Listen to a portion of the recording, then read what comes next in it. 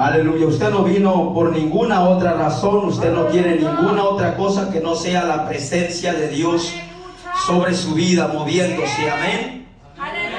Amén. Aleluya. Gloria sea al Señor. Y quiero invitarle a que para eso vaya conmigo ahí. Aleluya. Perdone mi ceguera. Es normal. A los 47 años ya uno batalla con estas cosas. Amén. Mi nombre es Abraham Reyes. Soy pastor de la iglesia y ministerio a Ciudad de Refugio, aquí mismo en esta ciudad. Amén. Reciban un saludo de mi esposa y la iglesia en general. Amén. Quiero que vaya conmigo ahí rápidamente a primer libro del profeta Samuel. Primer libro del profeta Samuel en su capítulo 7. Gloria sea al Señor, aleluya. Primer libro del profeta Samuel, capítulo 7. Aleluya. Y vamos a estar ahí leyendo los versículos 1 y 2, nada más. Amén. Primer libro del profeta Samuel, capítulo 7, versículos 1 y versículo 2. Y así vamos a introducirnos a la palabra de Dios, quien nos trae en esta tarde. Amén. Y como todos sabemos, amén, la palabra no solo le ministra a usted de aquí para allá, sino que me ha ministrado a mí. Amén. Así que Dios es bueno, aleluya. Aleluya, gloria sea. Ya está allí. Aleluya. La palabra de Dios la leemos en el nombre del Padre, del Hijo y del Espíritu Santo. Léala juntamente conmigo, por favor. Dice de la siguiente manera: vinieron los de Kiriat Jearim y llevaron el arca de Jehová y la pusieron en casa de Abinadab, situada en el collado, y santificaron a Eleazar su hijo para que guardase el arca de Jehová. Desde el día que llegó el arca a Kiriat Jearim pasaron muchos días, 20 años, y toda la casa de Israel lamentaba en pos de Jehová. Vamos a orar en esta hora. Padre de la gloria, te doy gracias. Te doy gracias, Señor, por la oportunidad que me das a mí, Señor, de haber llegado a tu casa. Gracias, Señor, porque te hemos adorado, te hemos alabado, hemos exaltado tu santo y bendito nombre, Señor, aleluya. Gracias te doy porque tu presencia está en este lugar, Señor, aleluya. Tu palabra declara que donde están 2 o 3 congregados en tu nombre, tú estás allí en medio de ellos, Señor, aleluya. Y aquí, Señor, hay un pueblo que vino a adorar tu nombre, que vino a honrar tu nombre, Señor, por la grandeza de tu nombre, y que tú eres digno de suprema alabanza y de suprema adoración. Padre, en esta hora yo ruego que tú te glorifiques, así como lo has hecho, Señor, en el pasado, aleluya, y tu nombre fue exaltado, así hazlo el día de hoy. Gracias, Señor, porque yo te quiero pedir que esta palabra cause un impacto, un choque en nuestra mente, una molestia en nuestra alma y en nuestro corazón, Señor, para que esta palabra pueda ser esta palabra que dice tu siervo: no regresará a mí vacía, aleluya, sino que antes hará aquello para lo que ha sido diseñada, mandada a hacer sobre la tierra. Padre, usa mi vida, ten misericordia de mí. Aleluya. Has sido fiel, Señor, aleluya. Y tú prometiste que tu presencia iría con nosotros, Señor. Y yo lo creo. Todo esto pido en el nombre poderoso de Cristo Jesús. Amén. Amén. Y amén. Tome su asiento, amada iglesia. Aleluya. Aleluya. Gloria sea al Señor. Sabe, yo soy un poco irreverente. Cuando ya me empieza a dar calor, me tengo que cuidar, me tengo que vestir así porque mi esposa, aleluya, si no me he visto así me regaña. Aleluya. Pero yo soy más de nada. Aleluya. Gloria a Dios, aleluya. Pero yo sé que usted vino no a saber cómo es mi vida, sino a escuchar el consejo de la palabra de Dios. Amén. Quiero empezar narrando la historia de lo que estamos leyendo, de lo que hemos empezado a leer. Amén. Si usted lee el capítulo 7 completo, se dará cuenta que Dios trae una tremenda victoria sobre el pueblo de Israel. Amén. El capítulo 7 nos narra una de las victorias más grandes de este pueblo. Pero el capítulo 4 es donde inicia la historia o la base de esta prédica. Amén. Y quiero decirle que es mi deseo primeramente hace animarle porque estamos iniciando este año. Yo no sé usted, pero yo espero que este año sea mejor. Yo no quiero más de lo mismo. Yo no espero más de lo mismo. Pero ¿qué tengo que hacer para que no sea igual? Esa es la razón por la que estamos en este lugar. Tenemos 52 semanas con 365 días, amén. Ya han recurrido 3. Hoy estamos iniciando ya otra nueva. Nos quedan 49 semanas. Imagínese usted que esta jornada, que cada semana fuera, si lo pudiéramos medir como medimos los metros, los kilómetros, nos quedarían 49 kilómetros por recorrer para llegar el próximo diciembre. Pero ¿quiere que le diga algo? Muchos no van a llegar a diciembre. Porque en el transcurso de estos 49 kilómetros o 49 semanas que faltan, muchos van a quedar en el camino. No, ese evangelio cuesta, llegar a la iglesia cada 8 días, estar ahí al pendiente. El domingo es el único día que tengo que hacer esto, tengo que hacer aquello. Y bueno, hacemos a Dios un lado y terminamos cada quien por su lado. Pero yo quiero traerle una palabra a su vida el día de hoy. ¿Por qué? Porque Dios nos ha llamado para cosas grandes, pero para que cosas grandes sucedan, así debe de ser el sacrificio. En el capítulo 4 del primer libro de Samuel, si usted pudiera anotarlo, yo lo reto a que lo lea en su casa, amén. ¿Cuántos dicen amén? Ahora voltea hacia arriba y Dios lo está mirando, ya se comprometió a leerlo el 4. En el capítulo 4, la Biblia narra que Israel es provocado por el ejército filisteo. Y dice que para este tiempo Israel ya había olvidado de Dios, había hecho a Dios a un lado. Y también el capítulo 4 comienza diciendo primeramente que una gran derrota. La Biblia dice que en el primer enfrentamiento entre Israel y los filisteos mueren 4,000 hombres. 4,000 hombres. Pero Israel no se queda con los brazos cruzados y dice: oh, ya sé qué vamos a hacer. Vamos a traer el arca del pacto y ella nos va a defender. Y eso hicieron. Cuando traen el arca del pacto, el pueblo se emociona. Somos un pueblo de emociones. Se emociona y la tierra tiembla a causa del alboroto, de la alegría que tiene el pueblo, porque han traído el arca del pacto, donde se supone que está la presencia de Dios. Los filisteos escuchan, pero uno de ellos se levanta y dice: no importa quién traiga, hagámosle la guerra, porque si no terminamos siendo esclavos de ellos, y eso no va a pasar. ¿Y qué creen? Vuelven a ser derrotados los israelitas. ¿Y sabe cuántos mueren? Ahora mueren 33,000. Súmela a los 4,000 que ya habían muerto, 37,000 viudas en Israel. Y ser viuda era como tener una maldición, así se consideraba. Probablemente usted razone y diga: bueno, yo no creo que todos hayan sido casados. Ok, vamos a ir al 50%. 17,000 viudas en Israel. El pueblo se regresa llorando, y los que logran escapar y se van preguntando: ¿por qué Dios nos ha hecho este grande mal? Pero las calamidades no terminan allí. Cuando llega el primero a la ciudad, Elí está sentado. Elí era el sacerdote de aquella época, el sumo sacerdote que se suponía que tenía que estar velando por el pueblo, intercediendo por el pueblo, animando al pueblo, llevando al pueblo al lugar de adoración, pero también al lugar de compromiso. Y cuando llegan, la Biblia dice que él está en su pórtico, está en su porche. Y cuando aquel hombre le llega: ¿qué sucede? Dame las noticias. La Biblia dice que cuando este hombre escucha: primero, hemos sido derrotados. 2, se han llevado el arca. 3, tus hijos han muerto, Ofni y Finees.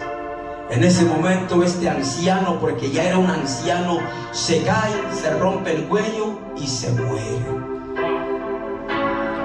37,000 más él. Pero no termina allí. La nuera de él, que está a punto de dar a luz, cuando escucha esta noticia, la fuente se rompe y da a luz un hijo. Pero ella muere. Todo el pueblo es una desgracia. Pero miren, le voy a decir lo más triste de esta desgracia. Es que el pueblo a veces se acostumbra a vivir en desgracia y en derrota. A veces el pueblo, aunque sabe a quién acudir, aunque sabe a quién tiene su respuesta, prefiere vivir derrotado. Y pasaron 20 años. Escuche bien, o sea, un año, es ok, un año. Pero 20 años, wow. Y es que el diablo es tan astuto que cuando nos alejamos de Dios, porque esta es la consecuencia de haber dejado a Dios. Dios no es un Dios caprichoso que dijo, hoy me olvido de mi pueblo y que le vaya como quiera. No, hay una consecuencia. Cuando el hombre determina dejar a Dios, va a haber una consecuencia. ¿Por qué? Porque la Biblia no nos engaña y dice, la paga del pecado es ¿qué? La muerte. Mientras que la dádiva, que es el regalo de Dios, también es la consecuencia del amor de Dios. Si no volvemos a Él. Bueno, este pueblo se acostumbró a vivir en derrota 20 años.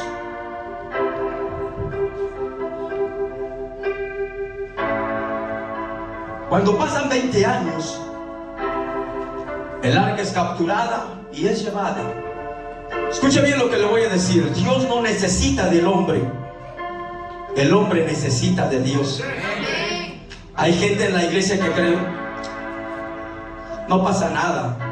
Si yo dejo de ir a la iglesia este domingo, 3 domingos o el año completo, no pasa nada. No te equivoques. Él no te necesita a ti, pero tú sí lo necesitas a Él. Tú sí lo necesitas a Él. La Biblia sigue diciendo que en el capítulo 5 del primer libro de Samuel, el arca es llevada, es capturada, como lo narra la Biblia. Y cuando es capturada, la llevan a la ciudad de Asdod. Asdod significa fortaleza.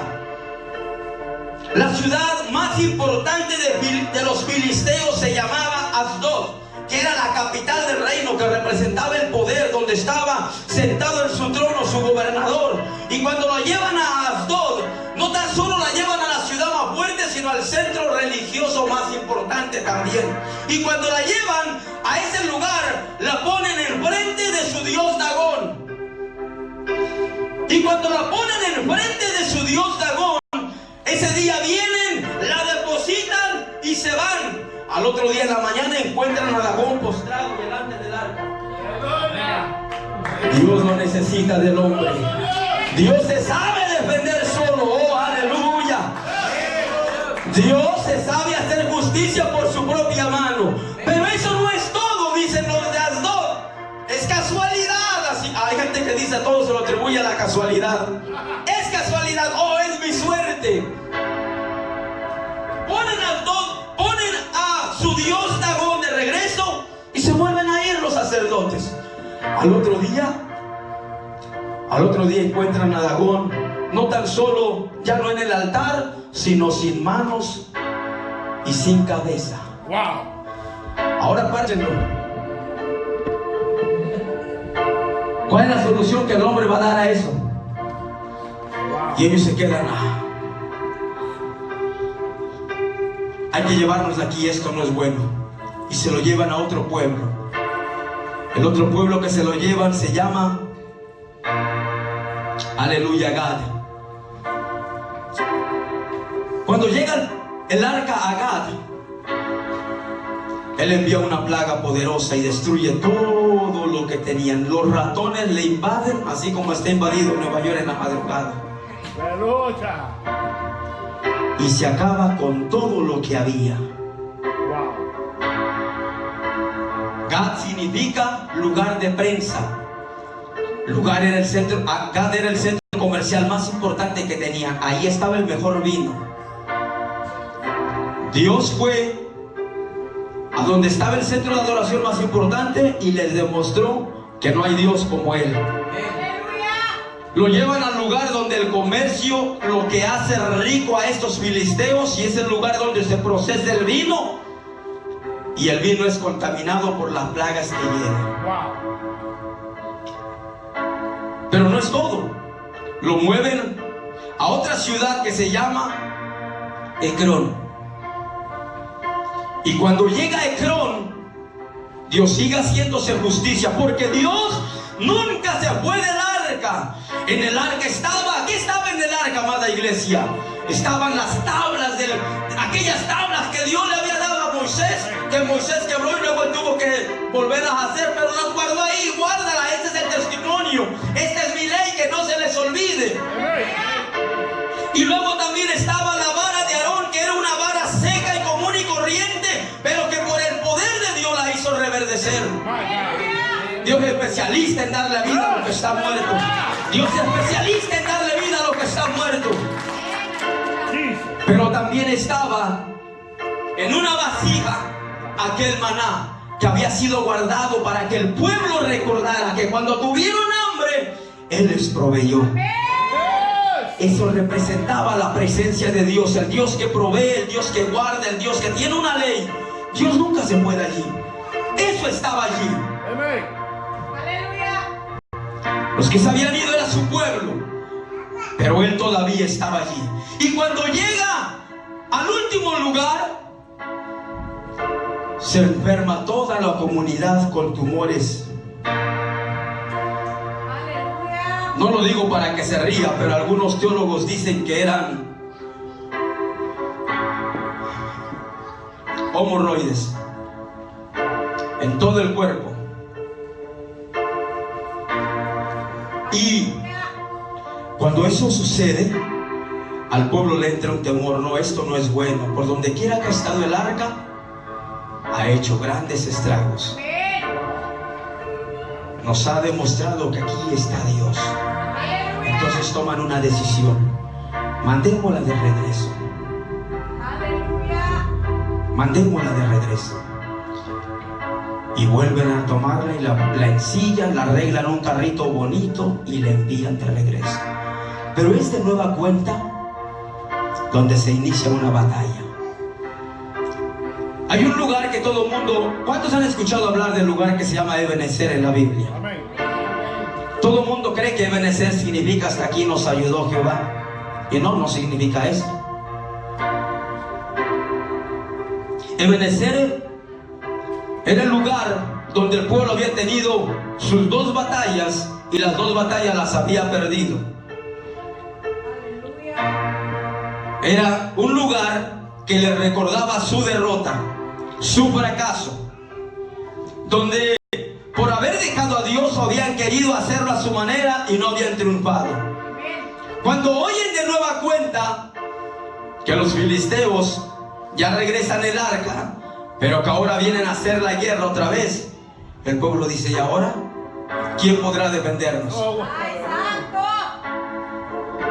Yo quiero enseñarle 3 cosas de esa historia. Se supone que esto, del capítulo 4, capítulo 5, versículo 6, el pueblo aprendió algo. El pueblo aprendió que dependía de Dios y que cuando se desprendía de Dios tendría que pagar las consecuencias. Amada iglesia, yo quiero decirle que cuando nos alejamos de Dios va a haber una consecuencia. Pero Dios quiere no tan solo que haya una consecuencia, Dios quiere que su pueblo haya aprendido la lección, que haya crecido, que haya una madurez. La derrota del pasado trajeron algo a mi vida. No voy a tropezar con la misma piedra. Este año que viene yo quiero que piense, amada iglesia, yo no sé cuál fue su fracaso, yo no sé cuál fue su problema que lo sacó o de cuántas iglesias lo ha sacado, pero yo quiero decirle que Dios quiere que aprenda de lo que ha vivido en el pasado para que este año ya no se brinque otra iglesia, se establezca en este lugar y deje que Dios fluya sobre su vida. Tiene que venir un aprendizaje, no podemos ir como las piedras en el río, rodando y rodando y rodando, y no hay madurez en la vida del creyente. Pero para que este pueblo aprendiera la lección, tuvieron que hacer por lo menos 3 cosas. Samuel siempre estuvo allí orando y pidiendo por el pueblo. Escúchame bien, Samuel era el profeta, era la boca de Dios, pero el encargado de introducir al pueblo a la presencia del sumo sacerdote. Y el sumo sacerdote se descuidó. Y cuando el sumo sacerdote se descuidó, el resultado fue que se descuidaron sus hijos. Y cuando se descuidaron sus hijos, el altar quedó completamente destruido y hubo una consecuencia. Dios hizo juicio y se acabó la vida de toda la familia sacerdotal. Se acabó. Porque el privilegio de ser sacerdote de Dios, es que hay mucha gente que le gusta que le digan apóstol, que le digan que le gusta, dice el siervo de Dios, que me des la primera fila, pero comprometerme con ese Dios que digo que creo, ese es el problema. Ese es el problema, amada iglesia. El nombramiento no es malo, el nombramiento es bueno, pero conlleva una responsabilidad. Y cuando perdemos ese sentido de responsabilidad a ese Dios que decimos que es nuestro rey, aleluya, va a haber una consecuencia. Y a este hombre le pasó. Pero todavía había un hombre de Dios en este pueblo, y ese hombre se llamaba Samuel. El pueblo, como ya no hay sacerdote, van al hombre de Dios. ¿Qué vamos a hacer? 3 cosas. Capítulo 7, versículos 3 al versículo 5. Léalo conmigo, ponga su mirada allí. Habló Samuel a toda la casa de Israel diciendo: si de todo con vuestro corazón os volvéis a Jehová, quitad los dioses ajenos y Astarot de entre vosotros, y preparad vuestro corazón a Jehová, y solo a él servid, y os librará de la mano de los filisteos. Entonces los hijos de Israel quitaron a los Baales y a Astarot y sirvieron solo a Jehová. Y Samuel dijo: reunid todo Israel en Mizpa, y yo oraré por vosotros a Jehová. ¿Qué estaba diciéndoles Dios? ¿Qué estaba diciéndoles el profeta Samuel, que era la boca de Dios? Sirvan solo a Jehová. Porque ellos estaban sirviendo al Dios de sus enemigos. Los habían traído para acá. Ese era el Dios al que ellos servían. ¿Sabe usted que la mayoría de las historias de la Biblia donde Dios tiene que hacer un juicio es porque los dioses paganos, los ídolos muertos, ¿sabe qué traían al pueblo? Prostitución, maldición, rebeldía al pueblo en contra de su Dios. Y Él le dice: prepara tu corazón, sirve solo a Jehová. Las cadenas que el mundo nos ofrece allá afuera solo traen maldición a nuestra vida.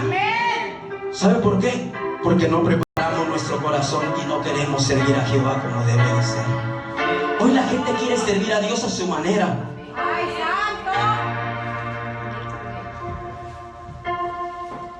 Hoy la gente quiere servir a Dios y quiere llegar. Si el servicio es a la 1, dicen 1:05 llego, y si me toca a mí participar, aleluya. ¿Y dónde está el Dios que te va a usar para que tú fluyas? Porque no se trata de ti, se trata de Dios. No se trata de ti, se trata de Dios. Así era ese pueblo. Permitió que otro Dios invadiera el lugar que se supone donde solo estaría Dios. ¿Sabe que por años la iglesia cristiana ha dicho: se supone que en la casa de los cristianos es el lugar donde debe de ser honrado el nombre del Dios vivo? Pero sucede que en la casa de los cristianos es el lugar donde más se deshonra a Dios.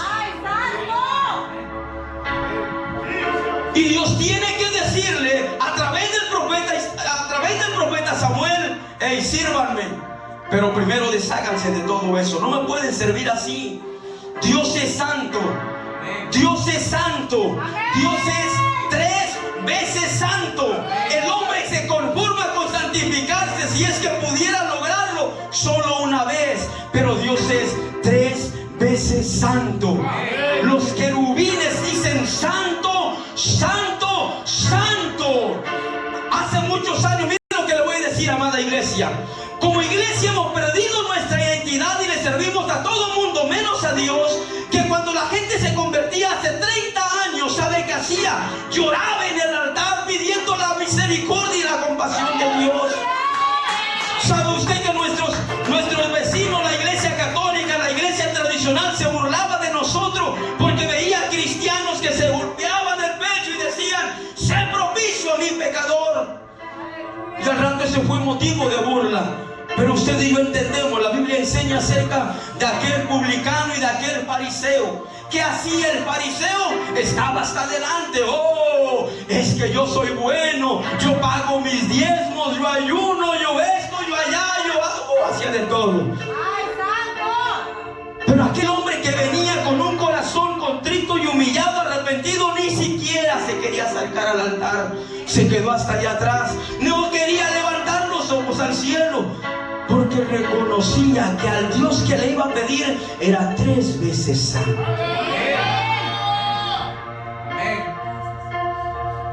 Cuando se humilló, Jesucristo dijo: os digo pues que este se fue perdonado y aquel se fue con sus mismas cargas. Pastor, entonces no sirve nada que yo ayune, que yo ore, que yo diezme. No malinterprete. No malinterprete. Todas esas cosas son buenas y son necesarias en la vida del creyente, pero no se hacen para agradar al hombre, se hacen para honrar a Dios. Cuando usted trae lo que trae aquí al frente, usted dice: es para Dios, no es para nadie más, es para Dios.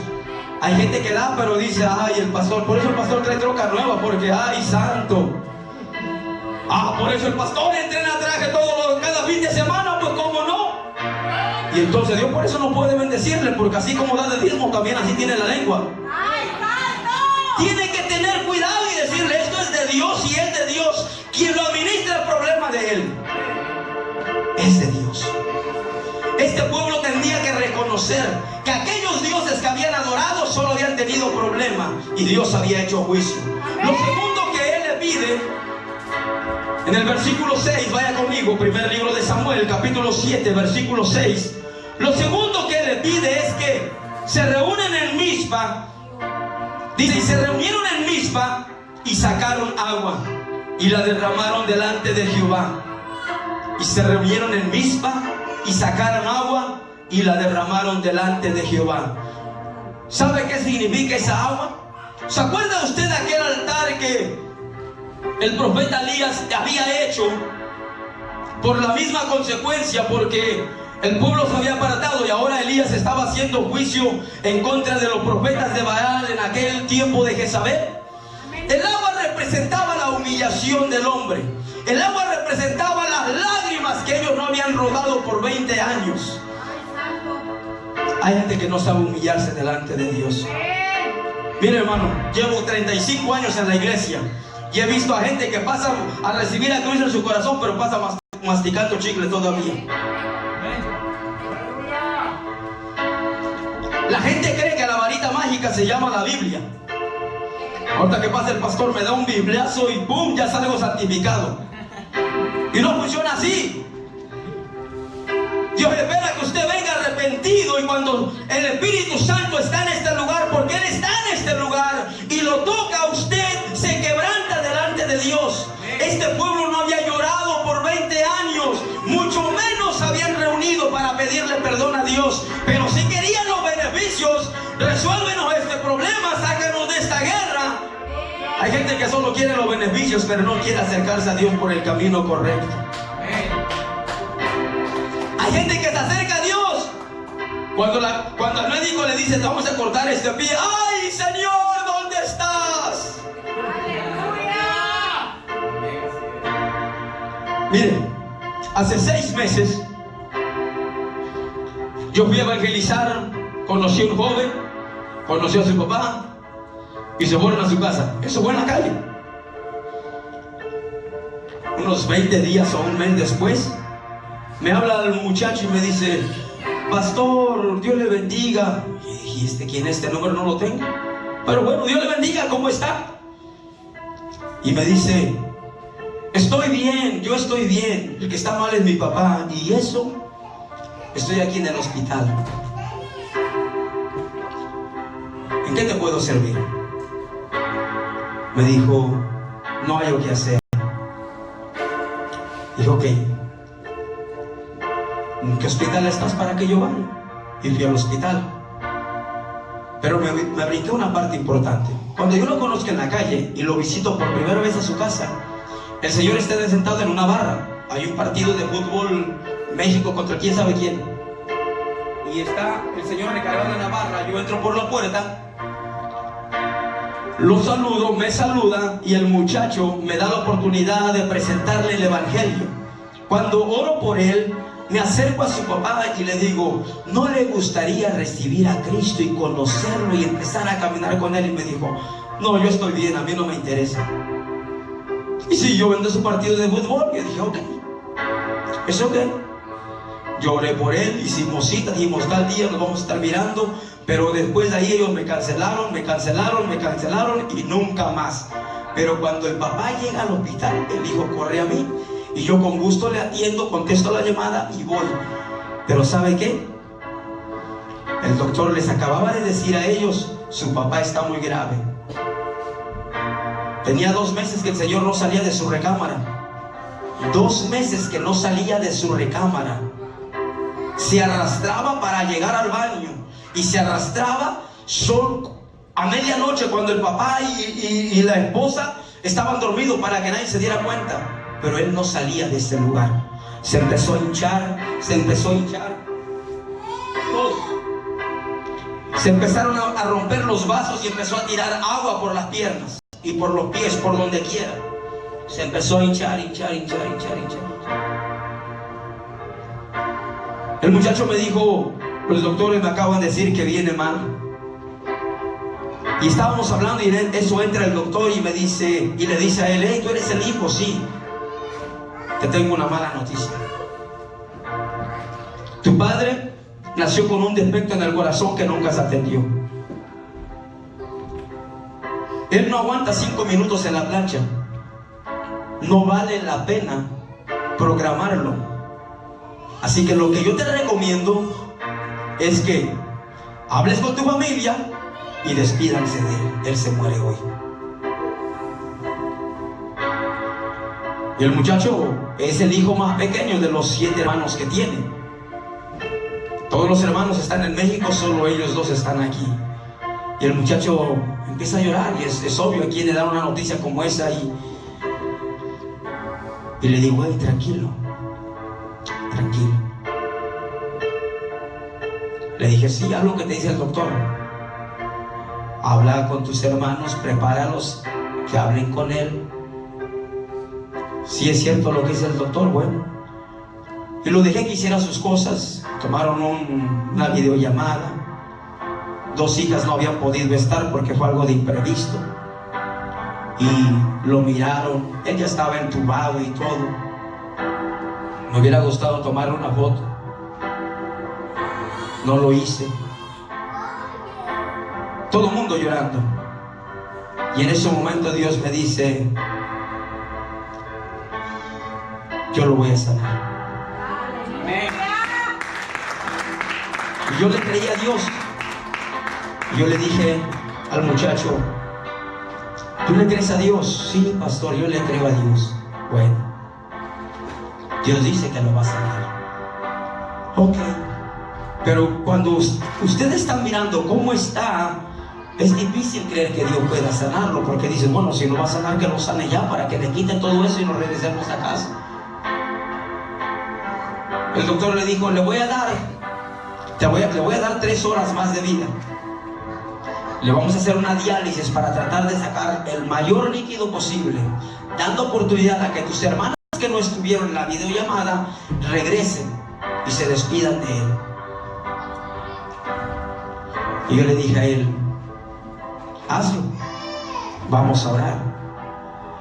Y ahí en el hospital hay un lugar, una capilla, donde la gente va y se sienta a solas con Dios. Y yo me fui a aquel lugar y yo le dije, Dios, yo te creo. Yo te creo. ¿Cómo lo vas a hacer y cuándo lo vas a hacer? No sé, pero yo te creo. Vengo de regreso y me dijo, ya hablé con toda mi familia. Ok, está bien. El doctor nos dice, hagan los arreglos funerales, preparen todo, porque él se va a morir. Y le dije al muchacho, no hagas caso a lo que dice el doctor, tú créele a Dios. Hermano, se suponía que no aguantaba 5 minutos en la plancha por la condición en la que iba. Le hicieron 3 operaciones de corazón abierto. 3, no una, 3. Y las 3 veces el doctor vino y nos dijo lo mismo: él se muere, ya no aguanta, se va a morir. Porque en la primera nos dijo no aguanta 5 minutos. Y cuando a él le dijeron, te damos la opción, lo desconectamos de la máquina o procedemos a la operación, y si se muere, pues que se muera. El doctor le dijo, si fuera mi padre, yo lo desconecto, no tiene por qué ir al quirófano y sufrir. Me dijo, pastor, lo desconecto. Le dije, no, déjalo que lo lleven a la operación. Hermano, a las 3 de la mañana salió de la primera operación. Y a las 6 de la mañana, él estaba comiendo, tomando su desayuno. Gloria a Dios. Pero eso tuvo complicaciones. Como él era alcohólico, las llagas internas se empezaron a llenar de sangre. Sangre. Y como a las 3 de la tarde él empieza a vomitar sangre por todos lados. Los oídos, los ojos, la nariz, la boca, por todos lados. Y otra vez, tenemos que hacer algo por él.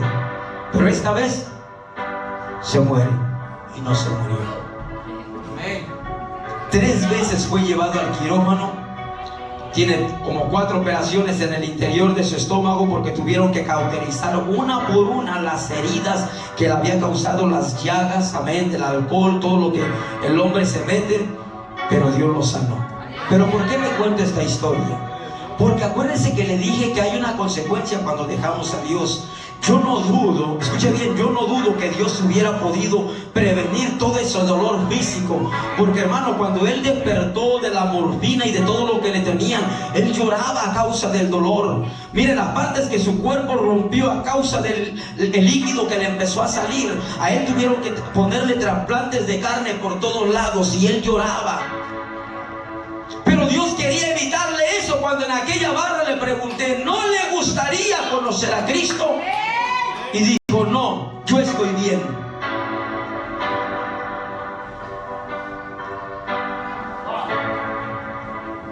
Así dijo, yo estoy bien. Los días que vendrían le demostrarían que él no estaba bien. Pasó todo el proceso. Yo fui el último que supe, porque para eso mandamos una comisión de la iglesia en un día de ayuno. Le dije, yo me quedo, vayan hermanos que representan a la iglesia al hospital y oren por él. Él ya está mejor, él está más consciente. Y él les dice a ellos, yo quiero testificarles algo. En la última operación, yo recuerdo que entré al quirófano. Cuando el doctor me dijo, el anestesista me dijo, cuenta hasta el 10. ¿Sabe que cuenta hasta el 10? Usted cuenta 1, 2, 4, 5, 6, 7. No, usted nunca termina de contar hasta el 10. Este hombre tampoco terminó de contar los 10. Pero resulta que el próximo tiempo donde él despierta en un lugar blanco. Y no hay doctores. Y se mira su cuerpo y él está normal. Y él le dice a Dios, Dios, si este es el cielo, ya no me mandes de regreso. Pero Dios le dice a él, no ha llegado tu tiempo. Tienes hijos que te esperan. Te tienes que ir de regreso. Él regresa. Y cuando él me da este testimonio, yo veo la gracia y la misericordia de Dios. Ahora él está asistiendo a la iglesia. Y él me dice, pastor, ¿por qué no entendí cuando usted me ofreció el evangelio? ¿Por qué las veces que allá en mi pueblo me hablaron nunca quise? ¿Por qué tuve que pasar por todo esto? Porque tristemente a veces nadie aprende en cabeza ajena. Tiene que tener sus propias experiencias. Lo mismo está sucediendo en este versículo que estamos estudiando. El pueblo sabía de todo lo que Dios había hecho en el pasado. Sabía que había destruido al ejército egipcio. Sabía que el mar se había muerto, se había abierto para que ellos pudieran pasar. Sabían que había